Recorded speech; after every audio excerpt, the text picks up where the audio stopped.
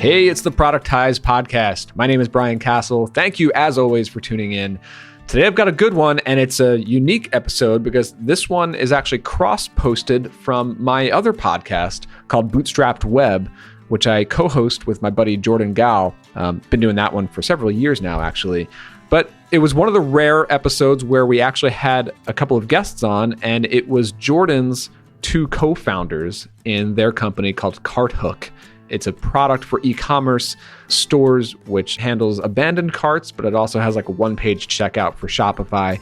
Really cool product if you're in the e-commerce space. But on this episode, I kind of interviewed the three of them about their product development process. And as I'm sure you all know, I'm a kind of a process geek. So this was really great stuff. It was great to hear all the different perspectives from Jordan as like the non-technical kind of sales marketing head of the company, and Ben, who's kind of like the technical, but mostly head of product and design, and their technical lead, Rok, was on the show, where we're talking all things tech. We talk about their tech stack, their choices, how they've changed technologies over the years and the reasons for that, and then how they prioritize different features, what to build next, how they get the entire company. They've got a team of about 14 or 15 people.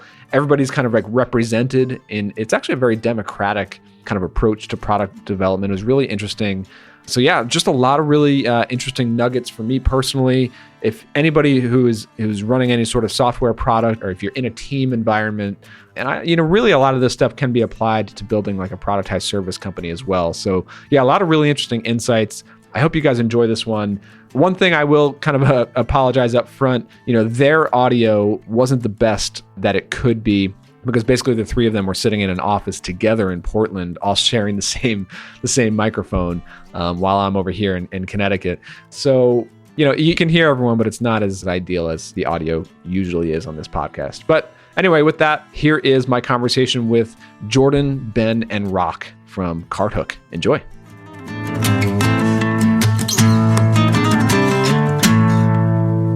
All right, welcome to Bootstrapped Web. We got a good one for you today. It's kind of a special episode. I am joined today by not only Jordan, but Ben and Rok from the Carthook team. What's up, Ellis? Hey. This is it's so quiet now, but like just before we were recording, it was like it was crazy hectic in your room. Like so just so listeners know, we've got the three of you guys in the same room together in Portland, and I'm here on the other side of the country myself here. But so like they're literally sitting in the same room. They're kind of sharing one microphone here. Yeah. Why don't I do my best to set it up and then I'm going to try to go into the background.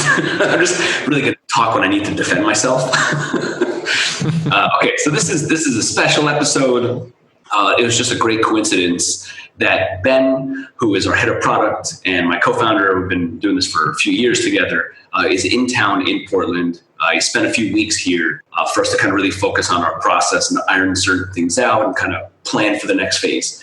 While he was here, we just saw a great opportunity to bring Rok, who's our lead engineer, our VP of engineering, and runs our Slovenian side of the company, really. So they're both here. It's Friday. What do we usually do on Fridays? We record this podcast. So we thought it was a good opportunity, not just to make fun of me, but also to dig into the technical and process and product side of Carthook. So that's who is on the mic. So why don't we do like a quick, 30-second sort of thing for Ben to introduce himself, and then Rok will introduce himself, and then we'll kind of let Brian's curiosity kind of lead the conversation. So Ben, say hello. Great. Hey, I'm Ben. Jordan's business husband. My background is in design and programming. So one of the funny things of when Jordan and I were first talking about working together in Carthook was, I was like, I don't want to be the head of technology, but I will in the short term. And eventually, when we get big, can shift over to a more of a product role. And so I think, and that's been an interesting part of just even having Rok, because Rok got involved really early into the business. And I think that that might be unique when you have like a technical co-founder, but I think it was a part of our original conversation, which was, I'll come on and do this, but from a technical perspective, we really need someone who's an amazing engineer. Whereas I'm dangerous at a bunch of different things. Very cool. So I guess, Ben, like what we were talking about last episode is like that full stack product person. You can go from design to marketing to sales to building a functional product. You kind of come at it with that sort of like a 5-tool player kind of thing. Yeah, we were saying how envious we were of people who can get a company off the ground on their own. Yeah. I didn't totally know that about the history there. Like you came in intending to like not be so deep into the technical side eventually and just kind of focus on the product and design. That's cool. I think it was literally probably a part of our first conversation in person. I remember us explicitly talking about it, which was like, in a 2-person company, it does not make sense to have someone just product. And so I was like, I know that this is my value. Yeah, it was setting expectations, bro. Yeah. So Rok, like where are you from and what's your background? Yeah, so nice to meet you again. And your role today at Carthook. So I actually started, I think it was about 3 or 4 months after Ben joined. Ben and Jordan found me through a mutual friend. His name is Matej, and Jordan was, I think, at a like corporate meeting. We did like a course, an online course together. And so I knew him, and I knew that he like knew a lot of developers in that part of Europe. So that's who we first got to like help us find someone. Yeah, so that was like a nice coincidence. We first said that we're going to meet. They were going to work together for like 3 or 4 months as a short project where I would just take out a few tech issues. But then 3 years in, we actually never separated. It grew into a nice company. So fixing a couple of small technical bugs turned into like building and then rebuilding a whole SaaS a couple times. Yeah, exactly. Yeah, and you have ownership of the business too. Sorry? And you have ownership of the business. Yeah, that's right. And in the process, we have. Yeah. It's one of these things that we've talked about, Brian. When you're bootstrapped and you can't, everything's risk. And so anything that's unknown, like the relationship with an engineer, is risky. And so what we did with Rok, as well as all the engineers that we worked with early on, is we set everything up with the expectation of it being a trial. We're going to give this a go for a month or 2, but there are no promises. To kind of make sure that the expectations were set that way, because everything was so risky. To commit to someone for a year is just a lot of risk. So that's kind of how it started. Cool. So I mean, we're going to talk a lot about like your processes today of how you actually run the product and ship features and manage it and everything. But so like, why don't you give us like a view of what the company looks like today? Like how many people are on the tech team? So we actually have most of our engineers in Slovenia.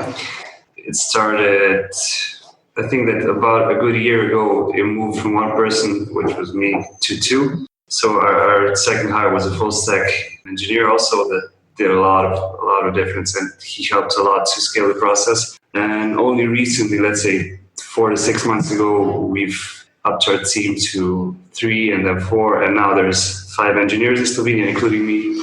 And we have an office there. We moved 2 times into bigger offices. So there's a lot of interesting obstacles to go through around just coordination, how to manage process going from 1 person to 5, because that's basically 5xing. Yeah. I am curious about like, as the team grew from just you on the tech side to now you're up to 5 engineers. So you're a full stack guy. The next engineer after you was also full stack. As you then added to it, did you start to hire like a front end specialist and a back end specialist? And yeah, so it's always good to have a few people that are full stack so they understand the whole process and how everything is interconnected. But it's always very, very good to have specialists in specific areas. So we actually tried to find a 3rd full stack person. But then after talking for a while and realizing that it's just better to go into actually like specialized areas. So now we have 1 front-end developer. Her name is Tadeja, and she's amazing on front-end. She can do anything that we throw her way. And we have 2 back-end developers do purely back-end. I know they're capable of doing front-end too, but they're both specialized in back-end. So mostly Jan and I take any additional front-end work at this point. But the goal and the plan is to hire at least one more on front-end in the near future. And then we'll see how it goes from there. Got it. I guess this is a question for Ben. So like, how about on the design and user experience, user interface kind of stuff? Is that Is that all you, or are there other designers on the team, or who else is kind of in charge of that kind of stuff? We've had a couple of freelancers work on us on a project basis. We have an amazing designer, Jane. He knows Jane. Okay, Jane. So Jane Porter is absolutely amazing. And she does, her work is like 10 times better than anything I could ever do. So it's a dream to have a designer who loves design and is really good at it. I think, early on I did all the design and the programming. And then as we had more resources, it was clear that we should start using those resources to hire specialists. Cool. And so I guess when it comes to that kind of design side of the process of the interface and building features, you guys look at that as like, that's something that you could hand off to a project-based contractor. You don't necessarily need somebody full-time. We dream of it. We dream of it. I would say that where the designer is most valuable at our stage is establishing a style guide effectively. So we have a lot of assets. So for example, we recently redid our entire admin. And with that was, well, what came out of that was really a style guide for our redesigned admin. So we have, we've built several pages that weren't in the original design. And those pages were effectively me looking at the style guide that Jane established and then just translating it to other pages. Got it. One of the interesting things about the transition over the past 6 months that we haven't touched on, but is true of all three of us, is that all three of us now do a lot less, quote, work that we used to do, right? Rok used to write every piece of code. Then he wrote half the code once Jan was there. And now he writes a lot less code.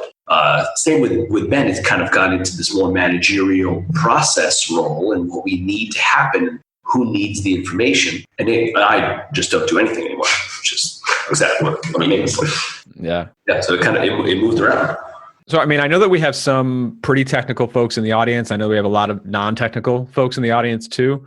But maybe we should just kind of touch on, like, can you guys just kind of run through what is the tech stack on Carthook today? Yep. Brian has asked me this before, and I have butchered it. This is your chance to take down the actual truth here. Yeah. Yeah, let's start with some honesty. Our tech stack has evolved.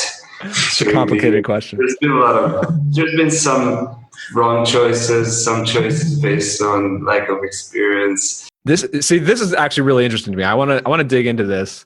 The choices, because like this is something that I'm just beginning to get into myself, and I don't even understand all the different things to consider. So yeah, why don't you tell us like what is in the product today, and then we can kind of go back of like what the history was. So for our main app, the funnels app, the stack is as follows today.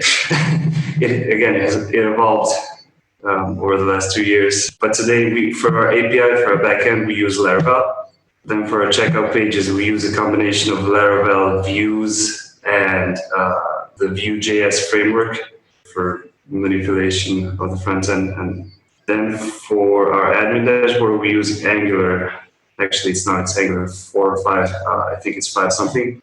And that is our core stack right now. We've tried, for checkout pages, we've tried several different approaches. And the editor itself, it's Angular at this point. I'm sorry, I forgot about the editor. So many so apps. Right now the editor we're actually working on a new version of it, but the current version it's a combination of Angular and jQuery and some vanilla JavaScript. And it did the job, but now we're looking for something more powerful. So we're actually going to use an existing framework to get a good head start. We're using an open source editor that will not be named and bending it to our will. Exactly. Got it. And then we have AWS. So for the infrastructure, we have AWS. We're using CloudFront. We're using SQS. We're basically using the whole AWS, or not the whole, but we're trying to use as much AWS as possible because it's very easy to manage. We started off using DigitalOcean, but our process outgrew DigitalOcean with the amount of people and time that we had to invest into the infrastructure itself. So AWS it was a lot easier to manage compared to our initial setup on DigitalOcean. And we use CloudFront, we use S3, we use Elastic Beanstalk for server management, RDS for database management. So I'm not sure if I'm getting too detailed right now or going too much into detail. Only too detailed for me, but everyone in the audience. Yeah, I mean, I don't know what half of those things are. I'm sure there's some people in the audience who do. I'm curious, like, if you can, I don't know, dumb this down at all, but like, you mentioned that you were on DigitalOcean and you moved to AWS. It's easier to manage, and the number of people on your team had to do with that. Like, what was the issue there? Was it a cost issue? Was it a scaling or technology issue? Like, what was that? So it was mostly a scaling issue, because cost-wise, we're actually, I think we 3 or maybe even 4x our server or infrastructure costs when we went from DigitalOcean to AWS. Yeah, we had this funny thing in the company that in the beginning, they kept coming to me and involving the word money in the technical decisions. And I was like, you fools, we're trying to build something worth like $100 million. Don't tell me we're going to save $100 a month. Spend whatever we need to spend. And eventually they actually took that advice, and now I regret it a little bit. Just to set up the context here in what Rok's talking about, what Ben's talking about, and just to garner a little sympathy from the audience. We went from a complete MVP that barely worked to processing $5,000 a day to a year later processing up to $1 million a day. So it was going to be messy no matter what we did. And that all of this was flying the airplane 500 miles an hour and me screaming at them to change the engines. So it was just it was going to be difficult no matter what we did. Yeah. And so the decision on where you prioritize is like spend more, make it more reliable, fast, uptime, able to scale to, speed. I mean, you're dealing with checkout, you're dealing with transactions, money, like you can't be cutting corners. That's kind of the decision that you guys made. Yeah, it's such a critical product that we couldn't afford any single points of failure. And AWS actually solves that really well, because our initial setup in DigitalOcean it was okay, but it had potential failures, which in a checkout product you can't afford. It needs 100% uptime or 99.9999%, because something happens in a year that you just have to turn things off. Like, even if you turn it off for 2 minutes, it's costs money. Yeah, it's going to cost a lot. So, like, kind of going back into the history of Carthook a little bit. Well, you mentioned that today it's on PHP, Laravel, a mix of like different components. Some are in Vue, some are in Angular. What was it before this? Like, was it always in PHP from the beginning, or what else were you using in the last couple of years? Yeah, so the API side, we chose Laravel right from the beginning. So our recovery products already had the API built out in Laravel, but the checkout app itself went through a couple of iterations. So one of the biggest issues, not issues, but challenges, was how to make the app load really fast, how to remove any bootstrapping time. So by iterations and new versions and learning new things, and just through experience and made some mistakes that could have been avoided with more experience, but things like that are just reflections looking back now.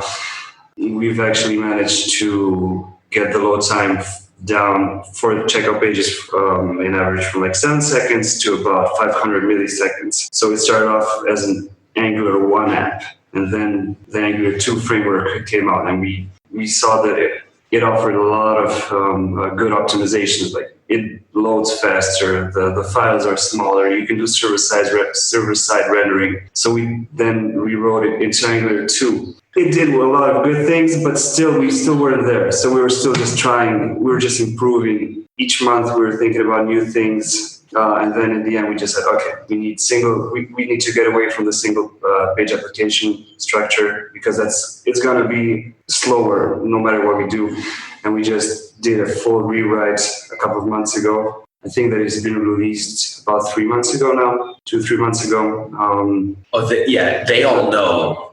Oh, the whole they know about what we went through in the the run up to the release, and then having to dial it back and then re-release. So that's what we rewrote. We went from Angular 2 to the Laravel stack that he talked about, because a lot of this stuff, the interesting things are, it's not even interesting. It's just like, you're just going to make mistakes because you can't know. So you can do your research. Yeah, you have to go through the whole process. Yeah, you choose technology based on what you know, and then what you know changes, and then you have to kind of go back. So ideally, you don't have to go back. One thing stuck out to me. You mentioned that it was a single page application, and when you redid it, you went a different way on that. This is something that I've been reading up on this past week. I mean, my SaaS ops calendar it was built in Laravel and Vue, and essentially built as a single page application from the beginning.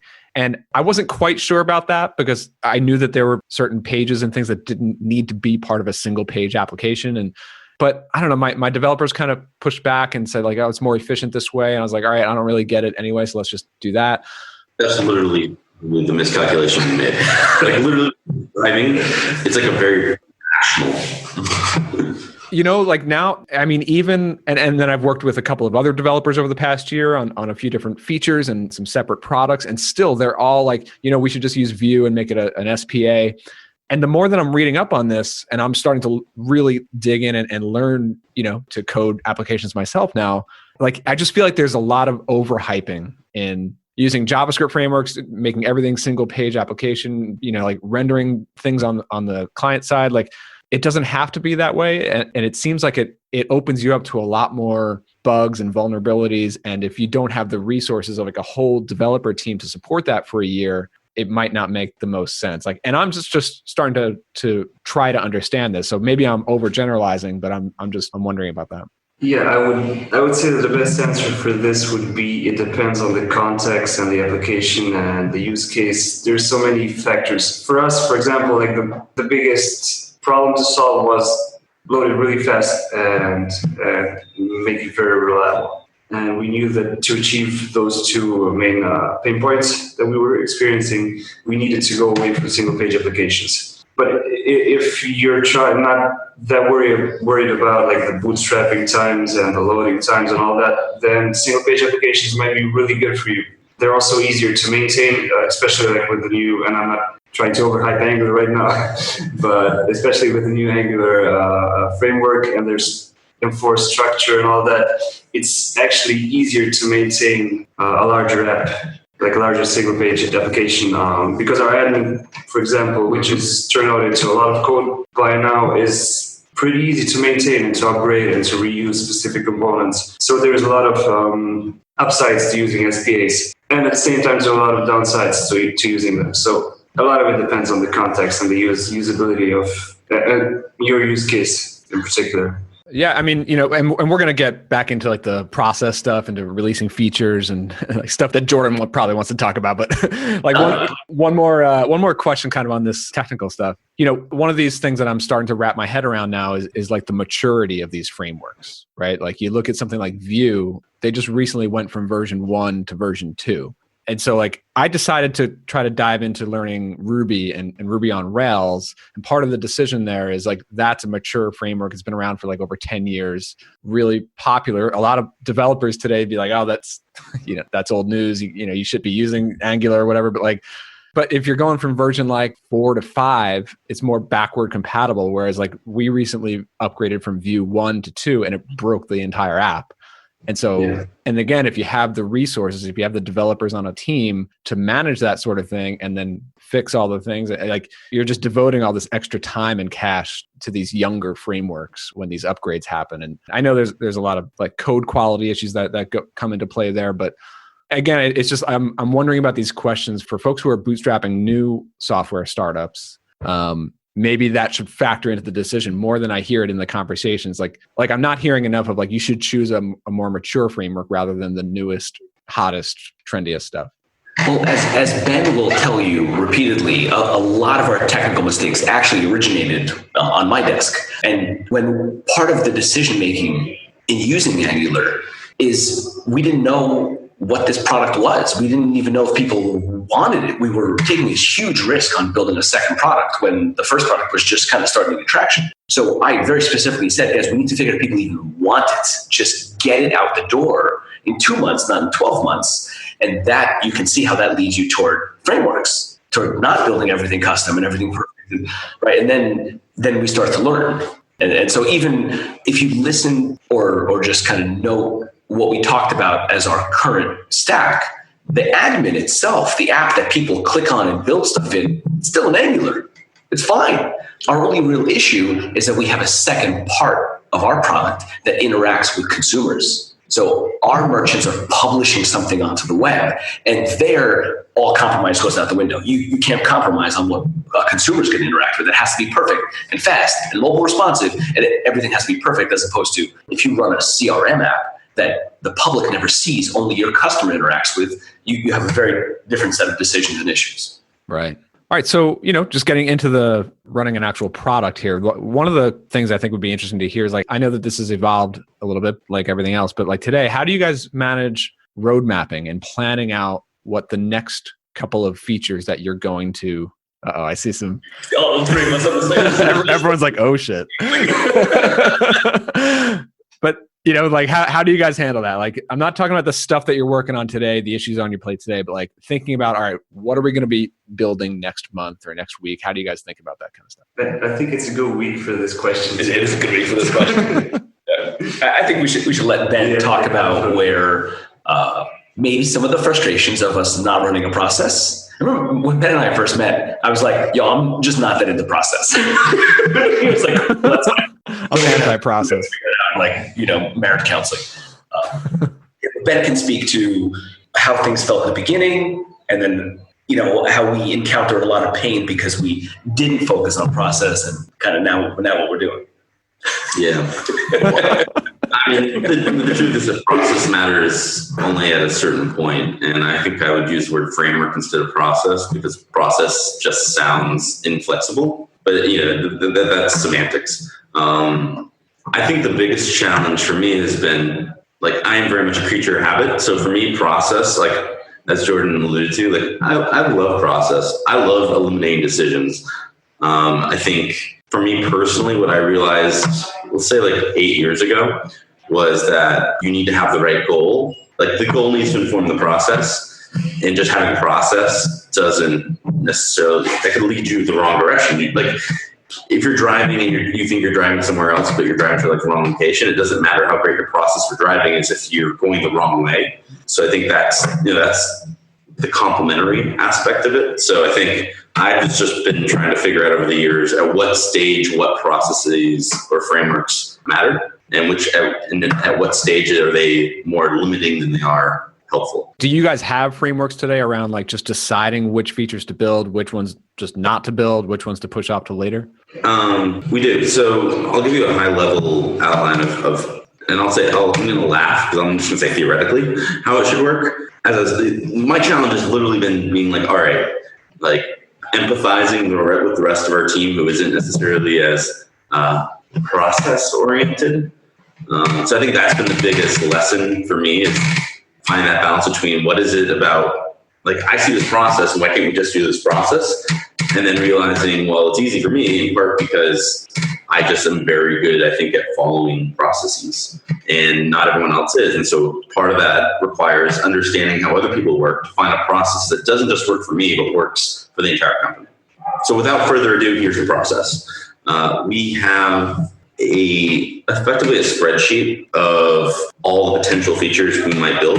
I think people would love to hear the tools too. Okay. Yeah. I actually use Airtable, which is a smart spreadsheet. But you could do this in Google Sheets too. It doesn't matter, or Excel. I don't know why the hell we use Excel though. So we have an Airtable that lists all these different features that we've considered.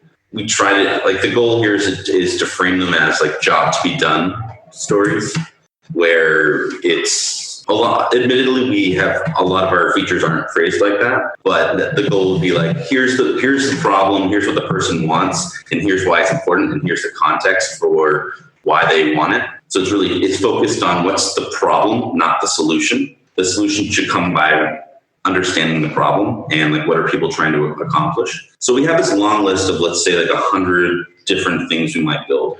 Just real quick on that list, how much of that is coming from user feedback, user requests versus just what your guys' vision of what this solution should be? It's a combination. So I didn't even include another part because I didn't want to get too far into the weeds. But before features go into Airtable, we actually have another product that we use called Shipwright, where our success team and our support team, and even me, when we come across things customers are saying to us, either through help chat or intercom or even in emails, we can tag things and identify what theme does this feature request or whatever relate to? So for example, Shipwright basically is an app that lets you store and catalog and categorize customer feedback. So we go into Shipwright, you see a list of like conversations we've had with customers where certain parts of those conversations are highlighted and then related back to a theme. Like, oh, this is someone saying something about payment processing. So I can tell you that just me going through and looking at the different themes of what we have in Shipwright, I can tell you exactly how many customers or people have said we want to use Afterpay for payment processing, right? And Afterpay is like a really popular like Australian way of paying. So Shipwright, for all intents, capture a lot of the raw, is where we capture raw feedback from customers. And then once a month or once a quarter, I will go through and I will just read through all these different things in Shipwright. And then I'll try to capture some themes and I'll turn that theme into a record within Airtable. So if a lot of people ask for Afterpay, as I mentioned in Shipwright, then when I go and I review and do all the categorization of our Shipwright insights, so to speak, I will then create like a story that like about Afterpay. So like as a merchant, I want Afterpay because I live in Australia and a lot of my customers are in Australia and they need this in order to like whatever. Cool. So Afterpay, that would be one of the features in our Airtable. And then quarterly as a team, we go in and the leadership basically goes through and says, hey, of these 100 things, what are probably like 15 or 25 things that we realistically would probably want to do in the next quarter or just consider doing? And then next to each of these features, we categorize, we basically score the feature in like 3 different categories, which is what's the potential, what's the perceived demand by our customer base? And we'll say like customers really want this or customers don't. And then the next thing we look at is, well, what's the potential business impact on adding this feature? Is this actually going to help the business make more money? Is it something that might only incrementally help as opposed to like be a huge amount of value? And then the third category or theme is effort. How much effort will it require for us to implement this feature? That's technical effort, like how much effort will be to build, but also that could include, well, how difficult would this be for us to roll out? Like the whole idea there is just to get a general sense of what's the range of complexity and cost and value and whatever. And that gives you a number. And that number is not supposed to be like the truth. What the number does is it gives you general, you start to be able to compare the perceived relative score of 100 different things or 50 different things. And you just use that as for context. So you get it's really focused on relative value. Yeah, it's really just kind of like a data point, but in terms of your actual final decision of what to build, you're not just going to completely adhere to whatever the data on the list is. You still have to make a gut decision. Absolutely. And we ask people to score all the features themselves independently so that we can actually compare, because part of this whole process is looking and being like, all right, Jordan says this is like a 10, like this is super, super valuable and it could like transform our business, whereas I rated it like a 2. So looking at like radical differences in how people have scored a feature is also going to be a really important conversation in the company, because it's like, well, why do I think this is a 2 versus Jordan thinking it's a 10? And so that can lead to, well, there's information I didn't realize that, or insight that Jordan has about our customer needs that I didn't. So it ends up becoming like an actual useful tool internally to understand, like, is the team on the same page in terms of who our target customer is, our ideal customer, and what's valuable to them and why? It's kind of like a way to frame the conversation. Really. Totally. Yeah. Awesome.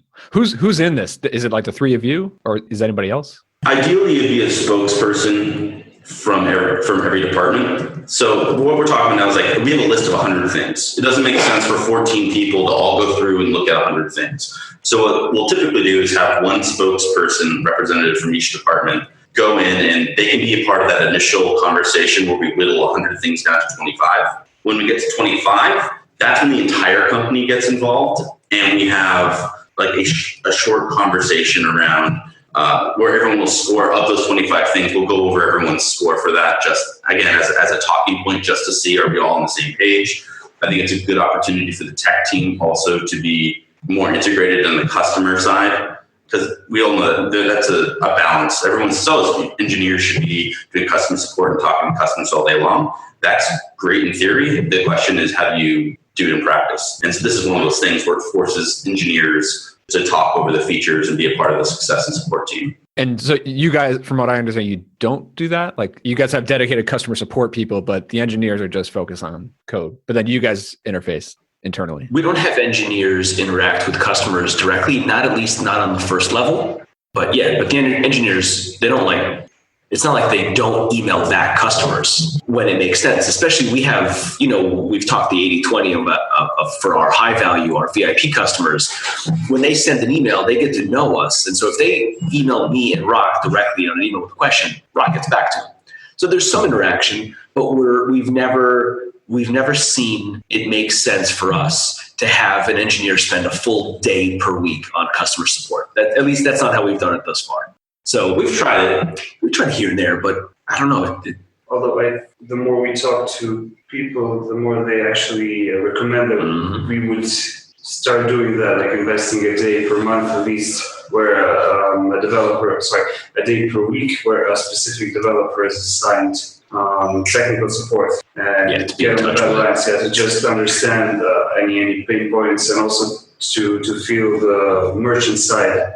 To understand that it's not just him coding a product that's not used anywhere, that it's an actual product that helps people achieve specific goals. And it makes you think differently also when you do the code, because you're actually starting to realize that if you push bad code, it's going to affect the people that you helped like a day ago or 2 days ago. Right, a real person. Yeah, a real person on the other end. Not just siloed out.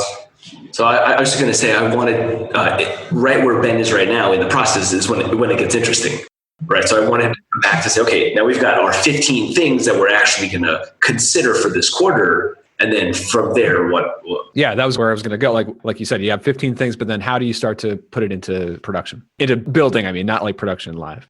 So when we have the 15 things, we'll go over as a team and we'll talk about everyone's scores, and we'll arrive at a conclusion of, all right, here are the 3 or maybe like 2, 3, 4 things that we're going to do over the next quarter. At this point, we've not committed to building those things. What we've said is that at this sort of level of specificity, we think these are worth exploring further.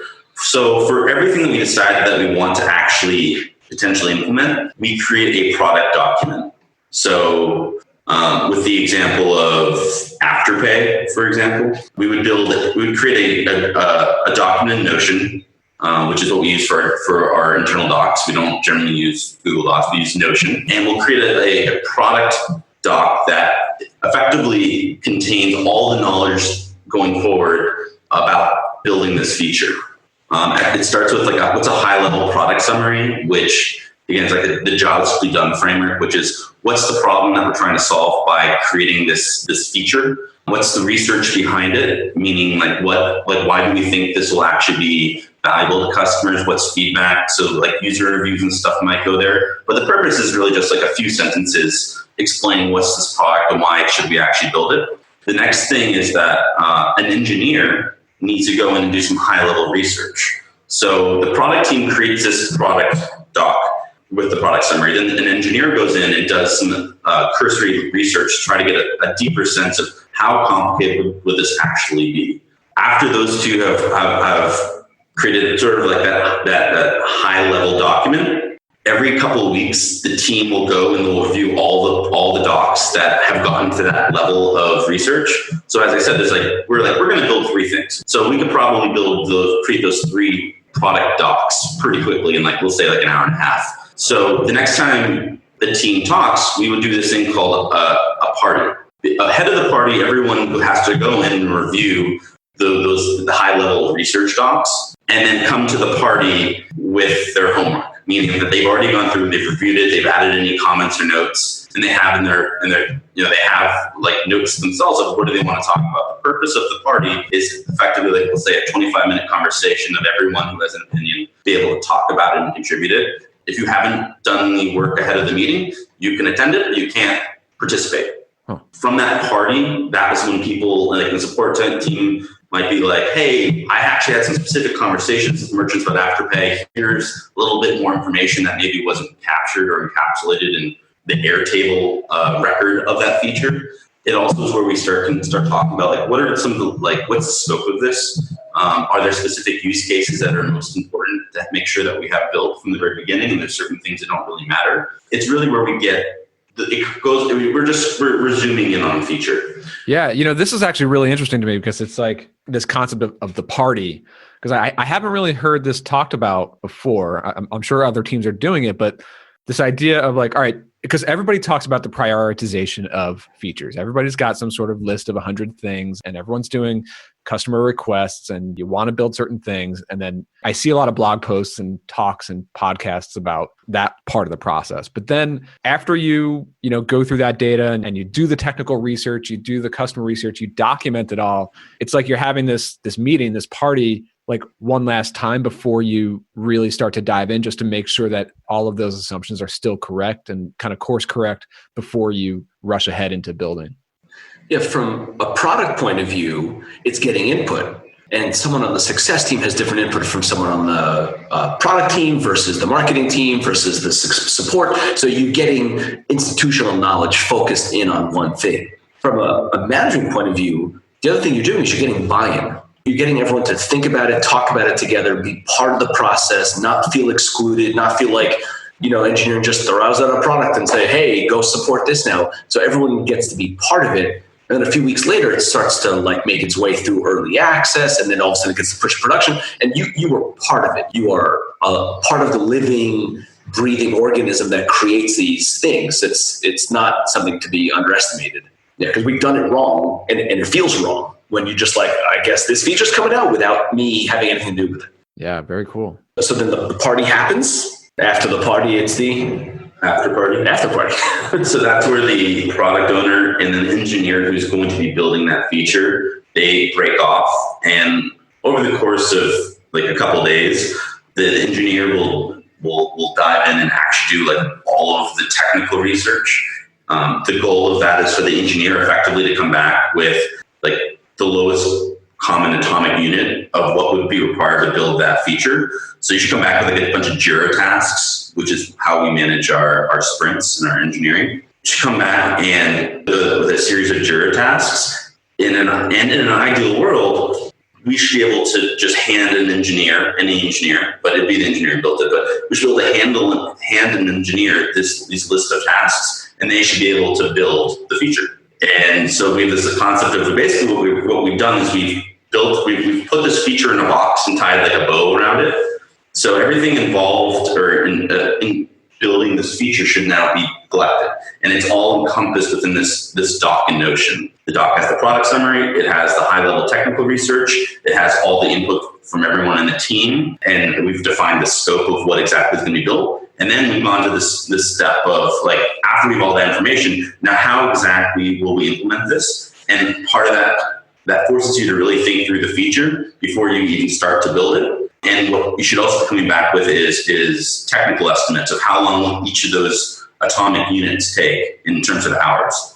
And this is something that we're still very early in this approach. I think it's great in theory, but a lot of this has, you need to find the process that works for you. Because I think everything we've talked about seems pretty straightforward to me. The challenge turns into how do you do this? Yeah. I mean, it does sound like a very clear cut and well thought out framework and process, but I'm sure that in practice, it's a lot messier. I mean, in my head, I've been like, I'm trying to do this for a year, and then, that's me. If we had a bunch of robots named Ben, it would, I think, be pretty straightforward. But I am curious about, so you break it down into tasks in Jira. They're all scoped out, technical notes, all scoped out, ready to go. How do you manage the sprints? Like, how long is each sprint? Is there a maximum number of days before you're like, that's too long, we should break it into 2 sprints? Like, how do you think about that? I think there's theory and practice, and we do 2-week sprints. I think most things should be able to be accomplished in a sprint or 2, but I think part of there's always caveats, and I don't want to get too into the weeds. But we do 2-week sprints. And we've tried to inform our product process a lot of like what Keaton Shaw writes about on product habits. Our approach to technical research and what goes into a scope document, a lot of that's been informed with stuff that he's blogged about. I'd done the product workshop with him about a year ago, and that was what informed a lot of just like the tactics and processes in our product development. Yeah, he's definitely owed credit for a lot of this stuff, as well as Dave Shanley, who's a local entrepreneur here in Portland who ran a company called Notion that was recently acquired. Different Notion, but that was a product that helped technical teams manage their process. So he's like a super process man. So I sought him out and got a lot of advice from him. Most of the advice he gave was really confirming that Ben had the process right. And what we needed to do was figure out how to implement it. So it was an interesting thing in getting advice of things we were already doing, but at least it gave us the confidence to say, oh, we can really force everyone to go by this because we have a lot of confidence now that multiple people have told us we're doing it right. We just need to actually implement better. So as we get even more granular here, like getting into like, do you have like weekly meetings, daily stand-ups? How do you manage progress from day to day? Just one thing to add around the whole process and everything. One of our main challenges that we had to overcome, or that we're still overcoming, is having the tech team also 9 hours ahead on a different continent. So our process, the reason that our process is well thought out and it has like the party concept, the after party where the engineer and product owner kept to invest some time together, is because there was not enough cross-department communication. So a lot of times the tech team released the feature and the support team might have been just, is this out already? We didn't even prepare support docs. What happens? Or maybe it took us too long to prepare, to deploy something, and instead of having a clear communication path, there was some jumping around and asking questions. Is this ready? Is this already deployed? So this process that Ben described now helps us eliminate or minimize the communication gap between departments. Yeah, that is another thing I wanted to cover here, was like syncing up the product, like the feature development and then staging and then getting that to production with marketing materials, blog posts, and like support docs, and like getting those things all synced up. Like I know I've fallen into this thing where it's like, all right, we finally built this feature. Oh, now I got to go hustle and write up some support docs and stuff like after the fact. But are you guys running on those things like in sync, or how does that work? Yeah, so what we've talked about thus far, getting to the point where there is now a feature inside of a box with a nice little bow on it, that's before the sprint, right? We haven't even talked about the sprint. We probably shouldn't, because it's another 30 minutes. And the whole idea that we've bought into is that if we want higher quality output from the process, we're going to have to invest in better input. And so that's what everything we're talking about right now is. It is input into the process, which then leads to better output. Because we kept looking at the output like and saying, more research, more planning, yes, all ahead of the execution. Yeah, we kept looking at the output and saying, but how come we're not communicating better? And how come things aren't being released, but they're not quite right? So we have to go backwards. And we kept focusing on the output, when really what we needed to do, and what we're doing a lot more of now, is just putting a lot more work on the inputs to start with. So having these features in a box with a bow allows us a lot more, the whole experience is calmer. It's okay, now we've already done the work, and now when a sprint begins, now we're starting to coordinate. Now it's an orchestra. Now it's multiple teams involved at the same time, and then we use ClickUp, which is our project management tool. And one of the big things we've done this week with Rok and Ben here, and Aaron, our head of support, who is very process-oriented, is we built up our template for our project templates for the project management team. So when we take that box and we start to open up the bow to actually start working on the feature, everything starts to be coordinated. Okay, now we move it from an upcoming project into the current sprint. And then that triggers, okay, here are all the things that need to happen for every single feature. And one is dependent on the other. So you can't move to the next step until this other stuff is done. And now all of a sudden, everyone look at it in the sprint and say, from the support part, I can see that this is an early access feature, meaning we want to be careful enough that this feature is going to go into early access, which tells me I need to start writing my docs. And Success looks at that and says, oh, it's an early access type feature, which means I need to reach out to my VIPs in my list of early access to let them know, ask them if they want to be involved in early access for this feature. And that's when all the coordination starts to happen. Yeah. A lot of the process, when it was just the three of us, communication, the process, that was easy. It's very easy. It was a daily stand-up of four friends talking. Jordan, are you ready for that feature? And you're like, yeah, sure. Okay, but then you gradually evolve into the process. Actually, the process, it kind of evolves with you. It forces you. Yeah, it forces you to get some habits and some processes in. Otherwise, you get to a stop, and then it's too painful, right? It's no longer worth. Yeah. Yeah, Jordan, I mean, I think we talked about it on a previous episode, how, like you guys are saying, like, it started with you and just the few of you. And now part of the challenge is getting the people who've been in the company for a long period of time to change the way that they work, because now it's a larger ship. Like, the way that you did things before does not work today. So you have to actually change your habits in the process. So Can you guys speak to that a bit? I would say, if anything, our employees that we manage wanted process more than we did. Well, except for Ben, because he's always wanted. But we had to make the bigger adjustment because we were the ones used to just kind of winging it and being totally fine with it. Now all of a sudden you tell me that I have to get more strict and all this, and I got to click this button before I can get to this next button. So it took us, but again, it was the pain that was just not worth it. And now it's just tell me whatever to just make the pain go away. If it's the doing more boring process, that's totally acceptable. Like, what is that pain for people? Like, what is the, you give us like a night and day, like what happened? Like, what did it look like a year ago? Were you shipping features slower? Were things breaking down? Like, what's the difference now? For us, we learned very quickly the nature of our product. And everyone who's building a product out there will learn the nature of their product and who their customers are, where in the customer's business your product sits, the sensitivity of it, all these different things. If you run a product that people are like, hey, it's down, no big deal, then you just have one version of life and good for you. But one of the conscious decisions we made from a cart abandonment app that sends emails, that at worst sends out an email by mistake or doesn't by mistake, we moved upstream. We moved closer to the fire. So we took our little Icarus wings and went toward the sun, and we've gotten a little too close from time to time, right? So what we did is we went toward the transaction, toward where the money is, because we want to go where the money is.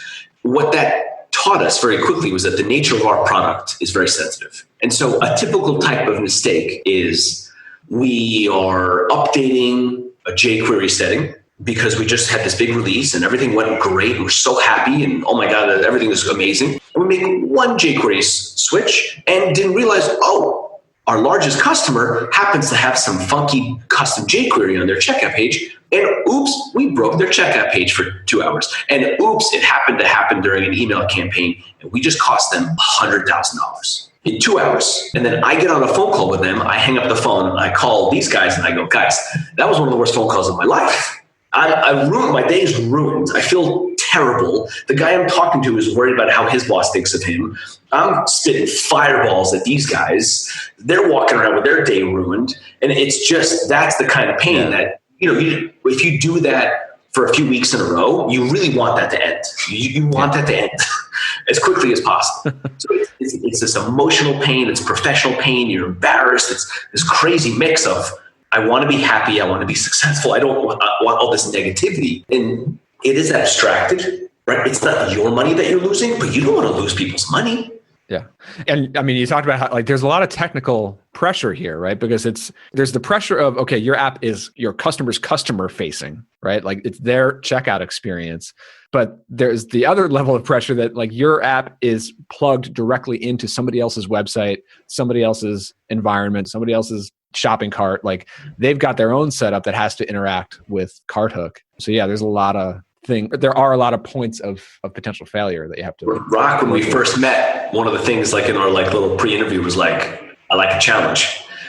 So he got what he asked for. Yeah. And there's so much knowledge that I personally gained in the last 3 years since working with Jordan and Ben, that it's just, it's growth. It's growth, yeah.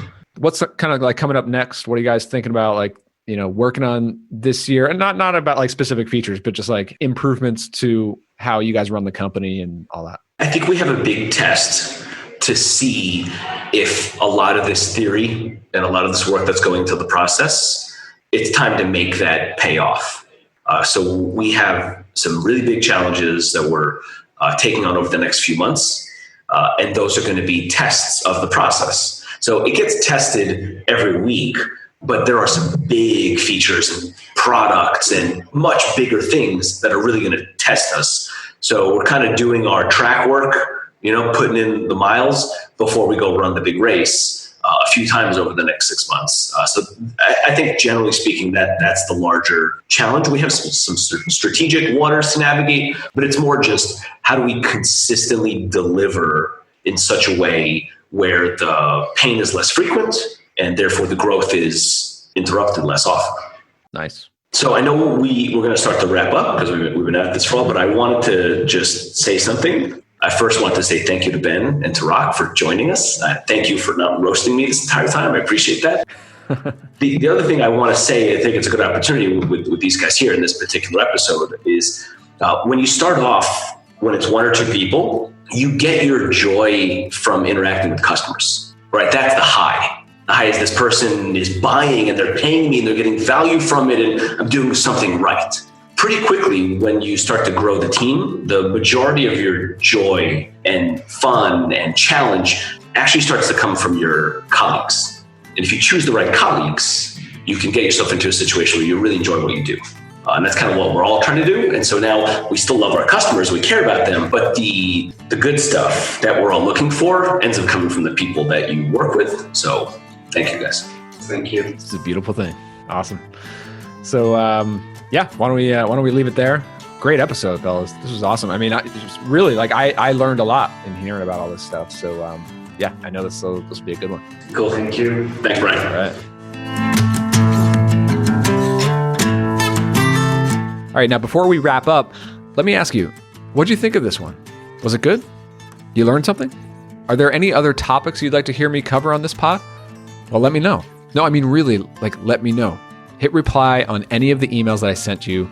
I'll read every single one. I try to reply to everyone. What's that? Oh, you're not on my list yet. Okay, well, head over to my site, productizepodcast.com. You can get on my email newsletter that way. I'll send you, new episodes and all the show notes, but I'll also send you my newsletter where I share all sorts of articles and other insights on entrepreneurship, building products, productized services, software, SaaS, and other cool stuff there. So check that out over at productizepodcast.com. And of course, if you have a minute, I'd really appreciate if you could head over to iTunes, leave a 5-star review, or at least just 5 stars. You don't even have to leave a review if you don't want to, but that would really go a long way to helping other folks like us find this podcast. So thanks a lot for tuning in. I'll talk to you on the next one.